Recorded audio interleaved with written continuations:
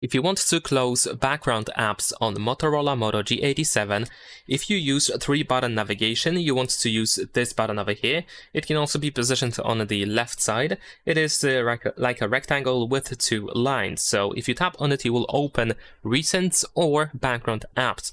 And here you should be able to swipe up to close an individual app, or you can tap on clear all in order to, of course, close every app that is running in the background. But if you use gesture navigation instead, in order to open the same list, you just have to swipe from the bottom of the phone to the middle, and you have to hold your finger for like a half a second or so. So just swipe up and then lift your finger after half a second or maybe even a second. I'm sure you will be able to figure it out, but there we go. As you can see, you don't really have to hold for too long. And the rest is pretty much the same. Swipe up to close a single app, or use the clear all button to close everything. Leave a like and subscribe.